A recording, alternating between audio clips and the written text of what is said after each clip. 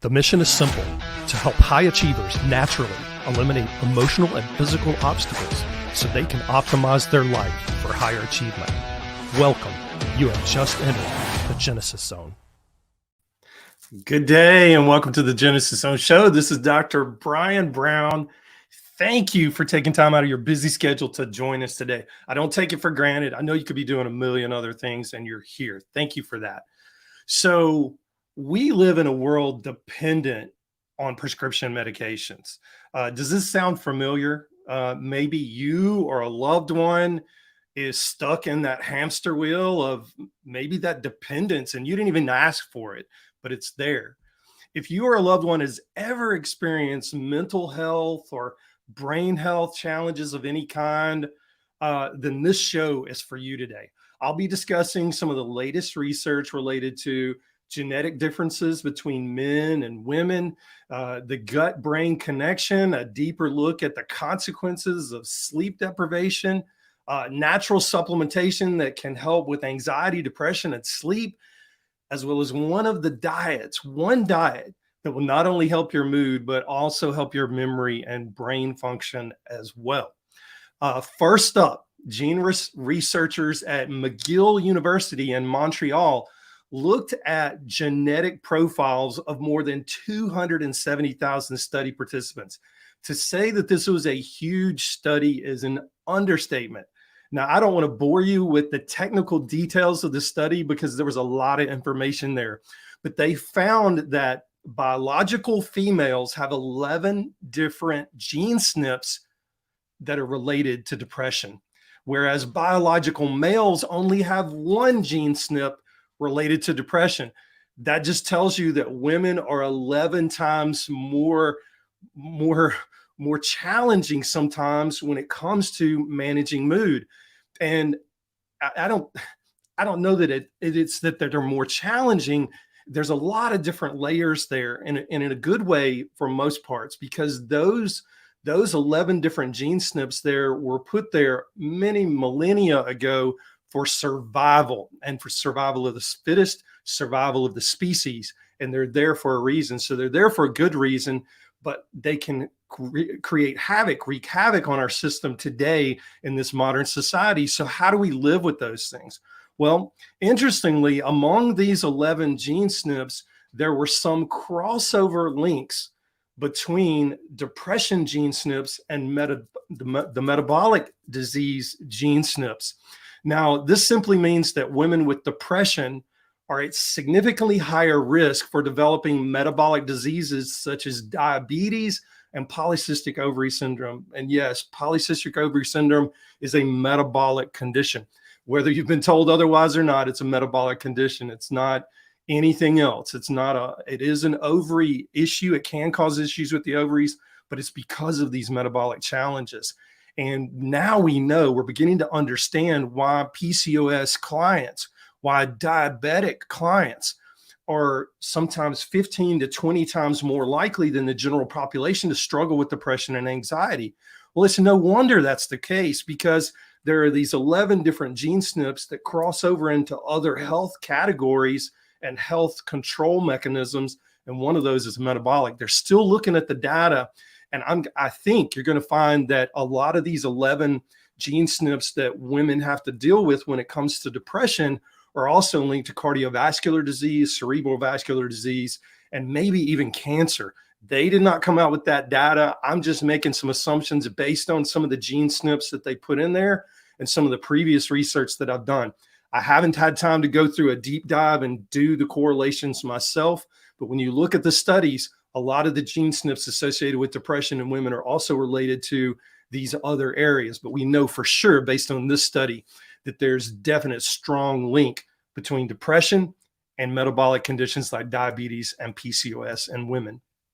Now, what is the impact of this? Well, for starters, at a larger scale, the biological process is roughly the same for men and women. At least that's what current neurotransmitter theory states, according to the team at McGill University. But as I've said in previous episodes here on the Genesis Zone show, neurotransmitter theory is antiquated and will be superseded by epigenetic theory very, very soon, because epigenetic theory is actually going to have some teeth that you can sink into based on the evidence that I'm talking to you about right now. I mean, you can't refute the evidence, and the evidence is there. Is depression that simple, cut and dry? It's just genetics. It's just neurotransmitters? No, it's very complex.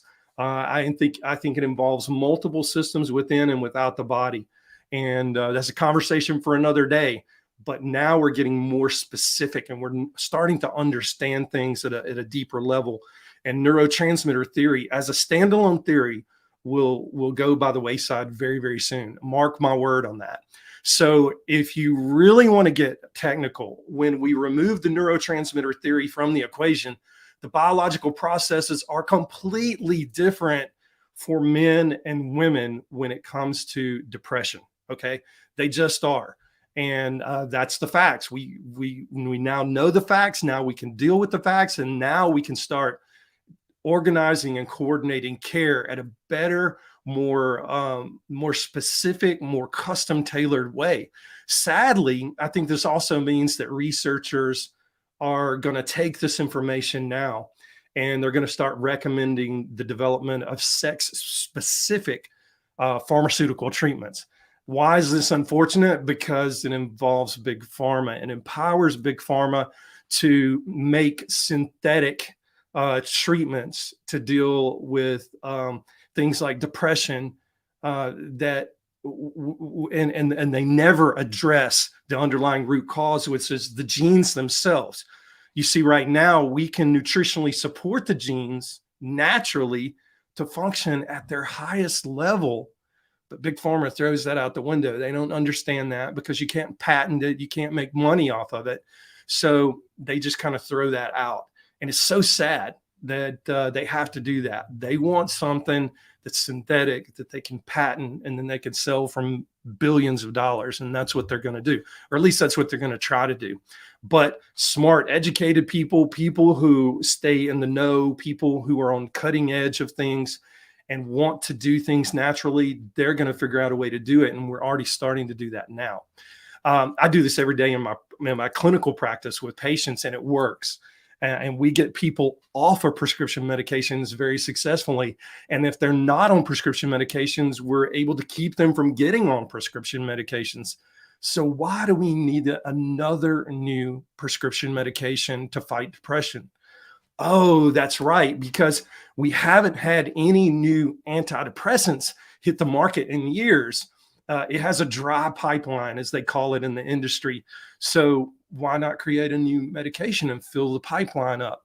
Well, I hope you sensed my sarcasm there. It's a lot of it, and I apologize, but I don't make apologies for stating the facts and stating the truth. I've been in the medical industry for a long time, and I think it's one of the industries that has the potential to do some of the best good. And we need traditional medicine. When you're in an accident, you have a broken leg, you're having a trauma event, you need Western medicine. You need to be able to be fixed that way. But from a preventive standpoint, are there things that we can do naturally ahead of time that can manage these 11 different gene SNPs associated with depression in women to avoid even getting depression or make depression better? I think the answer is yes. I see it clinically. Moving on. Next up, a team of genetic pharmacologists at UC San Francisco have successfully mapped out a pathway. And this pathway, and I think there are multiple pathways, by the way, but this pathway in particular links chronic gut pain or irritable bowel syndrome, if that's what you want to call it, to the brain. And more specifically, it links irritable bowel syndrome and chronic bowel pain to anxiety centers within the brain. Okay, this is fun. Hang with me just for a second. When they stimulated the tissue cells in the intestinal wall, they manipulated those. In other words, they kind of tickled them or stimulated them. The nerve signal that went from the intestinal wall stimulation to the brain landed in the part of the brain where anxiety is controlled. In fact, on diagnostic scans, on PET scans, functional MRI scans, the brain lit up like a Christmas tree in those areas. So when they stimulated the gut, they saw a reaction in the anxiety centers of the brain. And this is a major breakthrough, major breakthrough. It's a remarkable finding. It's a first of its kind, and it's a door opener to understanding the relationship. Hear me when I say this, the relationship between emotion, maybe even trapped emotion, and the various organs in the body, and where that trapped emotion may even lie. So we've got to do a little bit more research on this one, but this one is worth keeping an eye on. And I'm going to be personally keeping an eye on it. And I'll keep you up to date on it if we get more information, when we get more information. But chalk this one up as a major breakthrough for the field of preventive medicine, functional medicine, and even medicine in general. But it's a major breakthrough. While we're on the subject of gut health and the brain, did you know that the less sleep you get each night, the more prone you are to having inflammation throughout your body and your brain? That's right. Sleep deprivation increases oxidative stress. You may have heard of the term free radicals. So free radicals just kind of go wild. We get more oxidative stress, and this is stress at a cellular level. This is the assault on our body at a cellular level. So when we're not getting the sleep that we need, we're under a lot of oxidative stress. In other words, it literally sets your body's inflammatory systems on fire. Okay. And guess what else? In a study published just last month in Nutrients Journal, researchers found that using a high quality probiotic reduces the inflammation associated with sleep deprivation. And it counteracts the oxidative damage being done to your body and brain from that sleep deprivation. This is another great finding, and here's why. If I've said it once, I've said it a million times. All diseases start with inflammation. Control the inflammation and you control the disease. I mean, why do you think steroids are the number one prescribed anti-inflammatory in the entire world? It's because the medical system depends on steroids to rescue people, to pull them away from the brinks of death. There's a joke in medicine that if you give a person enough steroids, you can literally make the dead walk. And it's kind of a tongue-in-cheek joke, but there's a lot of truth to that, because you can pull people back from the brink of death just by controlling inflammation and putting that fire out. So put out the fire, and depression, anxiety, most all other mental health illnesses, brain issues, as well as a host of other physical health concerns just begin to improve. And yeah, you heard me right. Depression and anxiety are linked to inflammation specifically in the brain. And now we know that it's linked to inflammation in the gut, because we know the processes related to irritable bowel syndrome and chronic gut pain are related to inflammation within the gut. Well, if a researcher can tickle the intestinal lining just barely and create an anxiety stimulation in the brain, imagine what all that inflammation throughout the entire intestinal lining. And I don't want to gross you out. I just want to give you the facts. That's a lot of surface area. If you can imagine a tennis court, and you take one side of that tennis court and cut it in half, and you laid your intestines out end to end, it would lay end to end across the half of that tennis court. That's a lot of surface area, guys.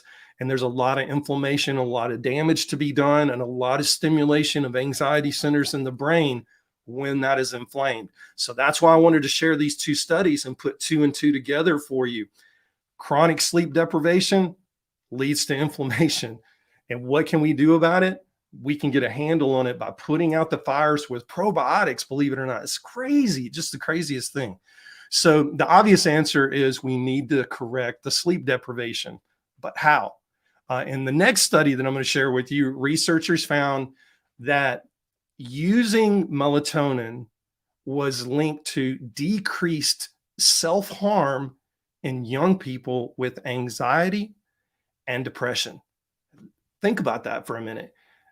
Young people who had known histories of depression and anxiety had decreased suicidal ideation, suicidal attempts if they took melatonin.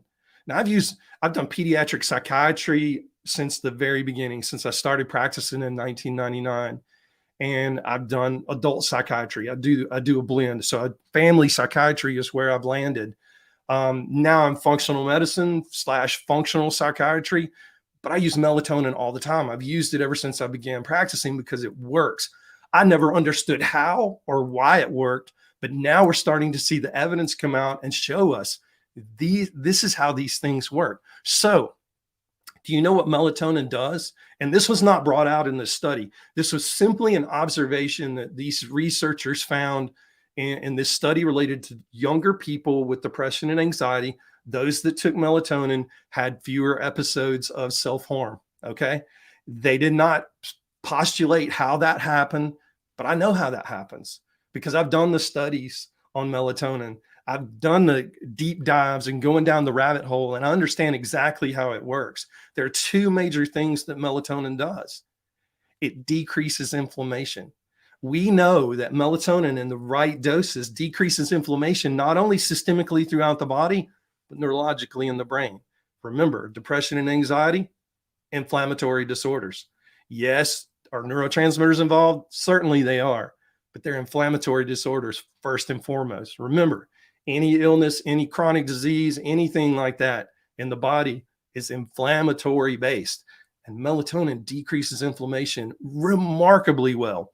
It also downregulates the GAD1 gene. And when you see a person with depression and anxiety, you can almost take it to Vegas. That person, if you were to place a bet, that person would have a positive GAD1 gene that they inherited either from one or both of their parents. Okay. Plain and simple. When we check the genetic profile on a depressed or anxious person, they're going to pop positive for a GAD1 gene. And that immediately tells me this person's going to need melatonin because the GAD1 gene is responsible for regulating a chemical in the brain called glutamate. Glutamate is responsible for exciting your brain. So if we go back to that study where they were stimulating the epithelial tissue in the intestinal lining and creating that anxiety response in the brain, guess what? That was happening in the prefrontal cortex. And if you dig deeper into the study, it was probably stimulating glutamate centers within the front part of the brain. Okay. So if you raise glutamate, you make somebody more anxious, you make them more depressed. Okay. If you lower glutamate, you decrease anxiety, you improve mood. Okay. And that's what melatonin does. Melatonin downregulates glutamate so that it's not so active. And as a result, when that happens, there's a nice little chemical it's another neurotransmitter. It's called GABA. It stands for gamma aminobutyric acid. But you don't need to remember that. But GABA is your best friend. GABA is very calming.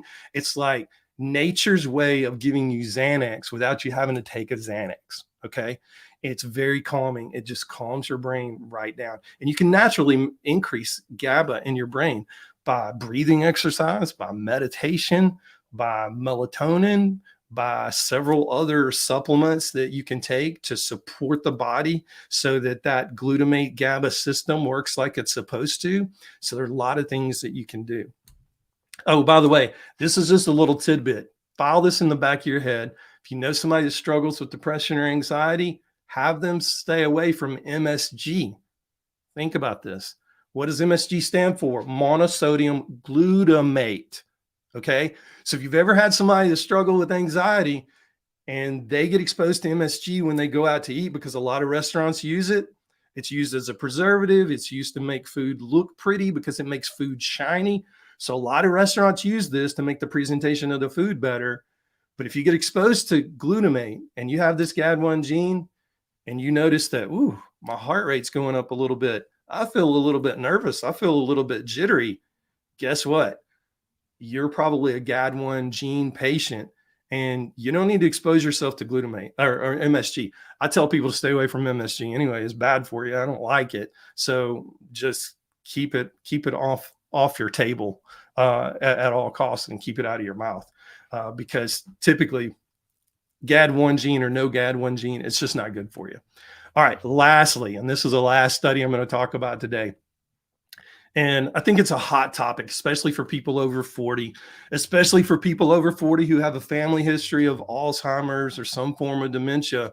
The question comes up in the office all the time: Brian, I don't want to end up like my mom. I don't want to end up like my grandfather. There's Alzheimer's in our family, and I'm just scared to death of developing it. What can I do? And I've always known that a carbohydrate controlled diet is one of the best things you can do.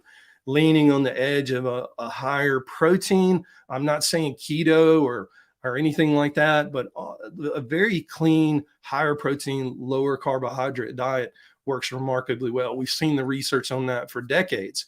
But this particular research study now shows, and it just came out, that a Mediterranean diet is associated with successful aging.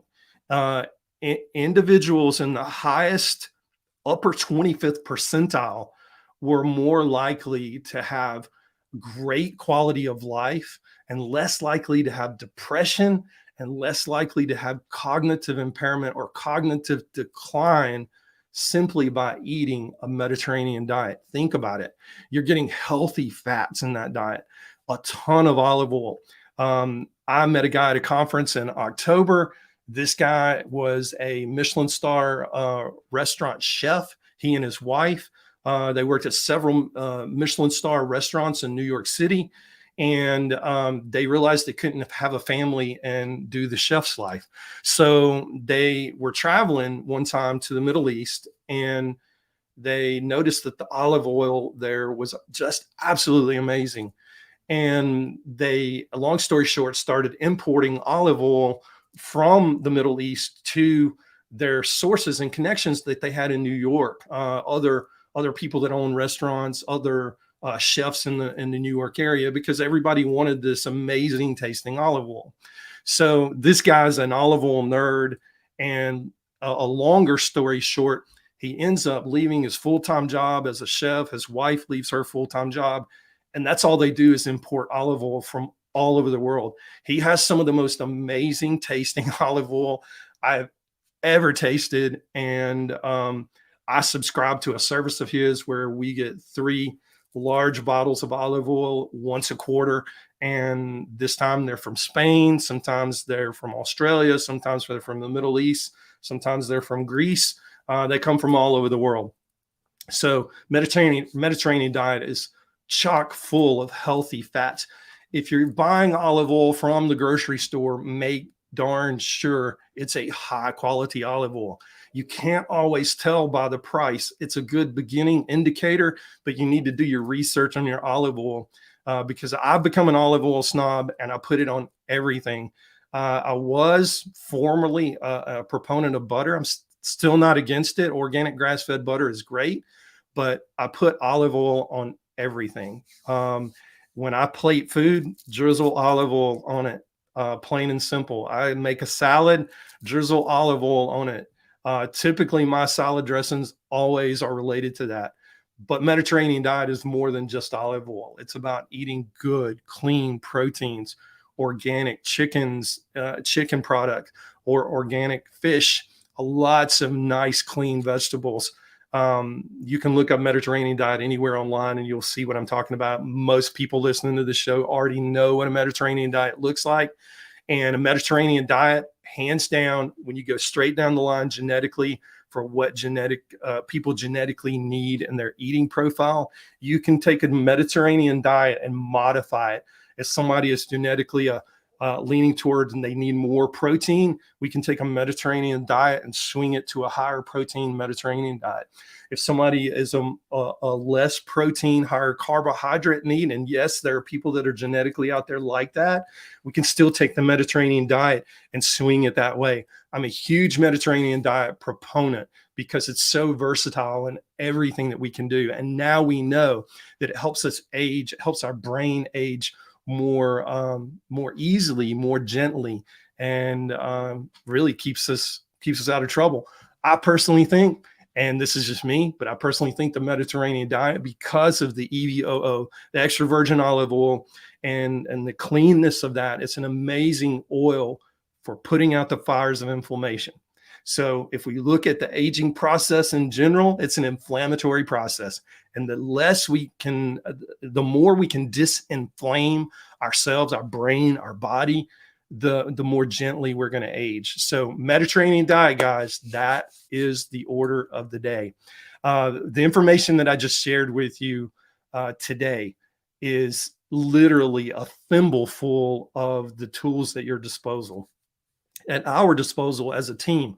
Over the past 2 decades, I've developed a proprietary system that I call the Genesis Zone Advantage method. It's a simple 5-step process that begins with a telephone call.